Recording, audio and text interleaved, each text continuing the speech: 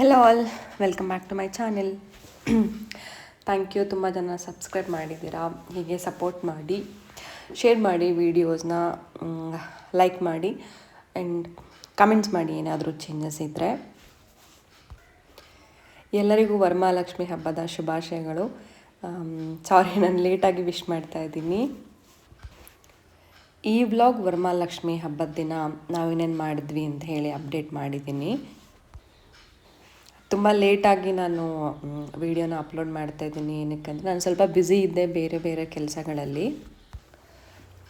ಈ ವಿಡಿಯೋದಲ್ಲಿ ನಾನು 2 ದಿನನ ಕಂಬೈನ್ ಮಾಡಿಬಿಟ್ಟು ಹಾಕಿದ್ದೀನಿ. ಒಂದು ಹಿಂದಿನ ದಿನ ಏನೇನು ಮಾಡಿದ್ವಿ ಅಂತ, ಮತ್ತು ಹಬ್ಬದ ದಿನ ಏನೇನು ಮಾಡಿದ್ವಿ ಅಂತ.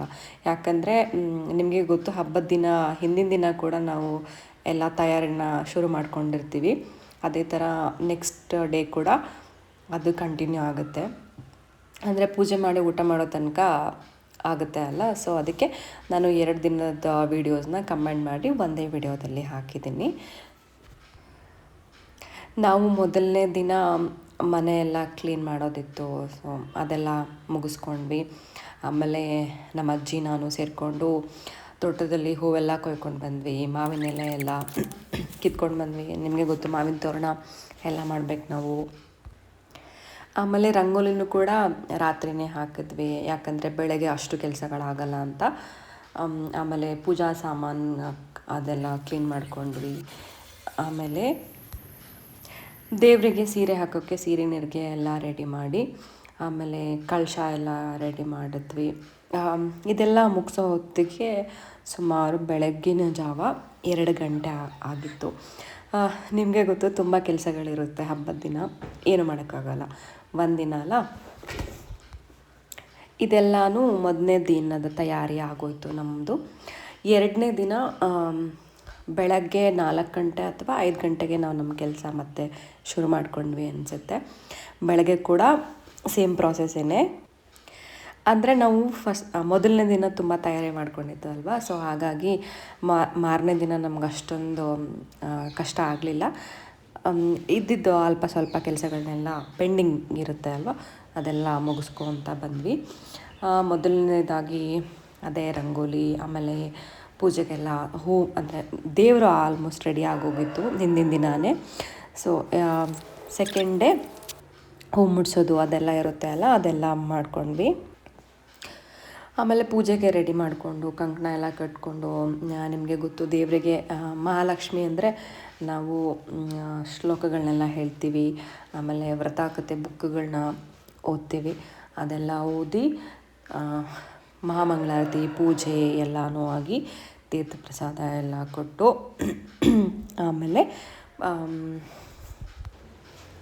ಪೂಜೆ ಎಲ್ಲ ಚೆನ್ನಾಗಿ ಮುಗಿಸಿದ್ವಿ. ಎಲ್ಲ ಮುಗಿಯೋ ಹೊತ್ತಿಗೆ ಒಂದು 10ರಿಂದ 11 ಗಂಟೆ ಆಗಿತ್ತು ಅನಿಸುತ್ತೆ. ಆಮೇಲೆ ಹಬ್ಬದ ದಿನ ಅಲ್ವಾ, ಹಬ್ಬಕ್ಕೆ ಒಳ್ಳೆ ಅಡುಗೆ ಮಾಡಬೇಕು. ಆಮೇಲೆ ಅಡುಗೆಗಳನ್ನ ಸ್ಟಾರ್ಟ್ ಮಾಡ್ಕೊಂಡ್ವಿ.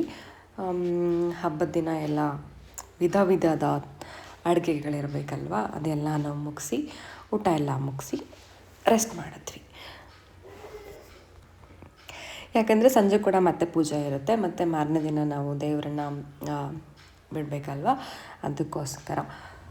ಸೊ ಈ ಥರ ನಾವು ಮೊದಲನೇ ದಿನ ಮತ್ತು 2ನೇ ದಿನ ಎಲ್ಲ ಕಂಬೈನ್ ಮಾಡಿ ಪೂಜೆನ ಮುಗಿಸಿದ್ವಿ. ಈ ಥರ ನಮ್ಮ ಪೂಜೆ ಆಯಿತು. ಚೆನ್ನಾಗಿತ್ತು ಪೂಜೆ ಕೂಡ.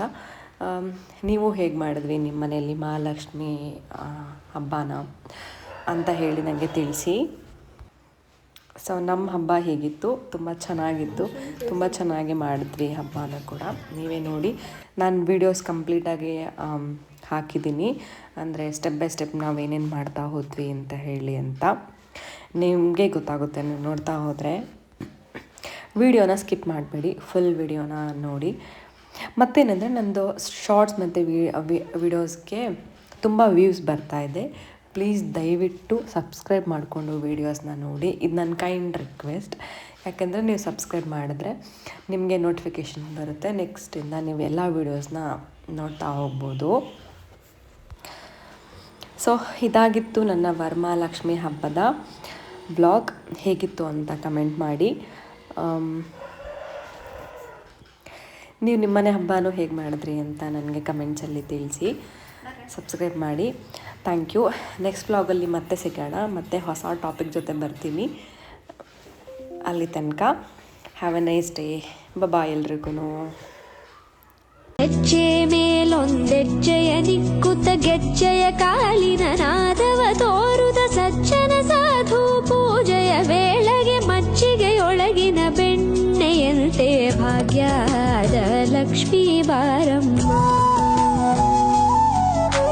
ಹೆಜ್ಜೆ ಮೇಲೊಂದೆಜ್ಜೆಯ ನಿಕ್ಕುತ್ತ ಗೆಜ್ಜೆಯ ಕಾಲಿನ ನಾದವ ತೋರುದ ಸಜ್ಜನ ಸಾಧು ಪೂಜೆಯ ವೇಳೆಗೆ ಮಜ್ಜಿಗೆಯೊಳಗಿನ ಬೆಣ್ಣೆಯಂತೆ ಭಾಗ್ಯದ ಲಕ್ಷ್ಮೀ ಬಾರಮ್ಮ.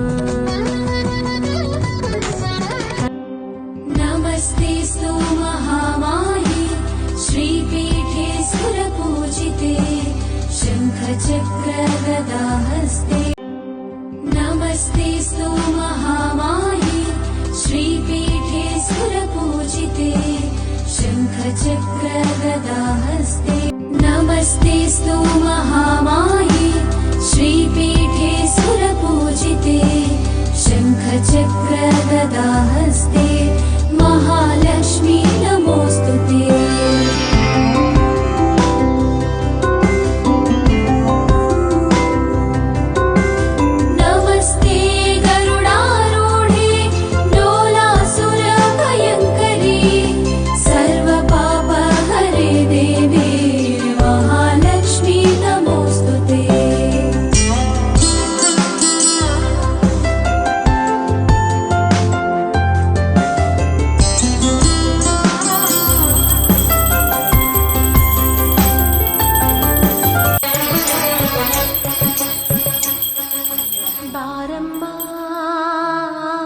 ಬಡವರ ಮನೆಗೆ ದಯ ಮಾಡಮ್ಮ ಅಮ್ಮ ಬಾರಮ್ಮ.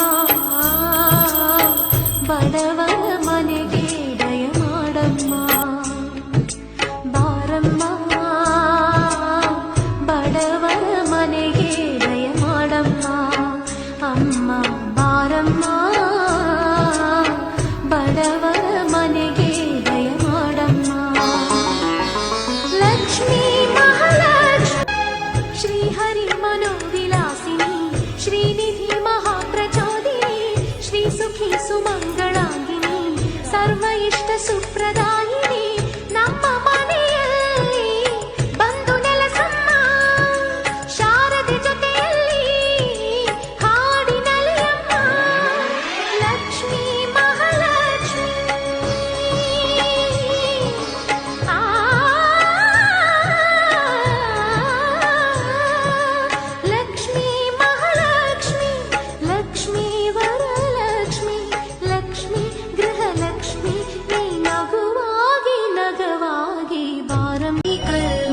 नाशिनी कामिनी वैदिकरूपिणि वेदवये क्षीरसमुद्भव मङ्गलरूपिणि मन्त्रनिवासिनि मन्त्रनुते मङ्गलदायिनि अम्बुजवासिनि देवगणाश्रितपादयुते.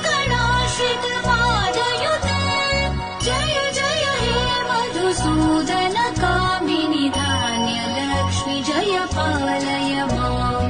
जय जय हे मधुसूदन कामिनि धान्यलक्ष्मि जय पालय माम्.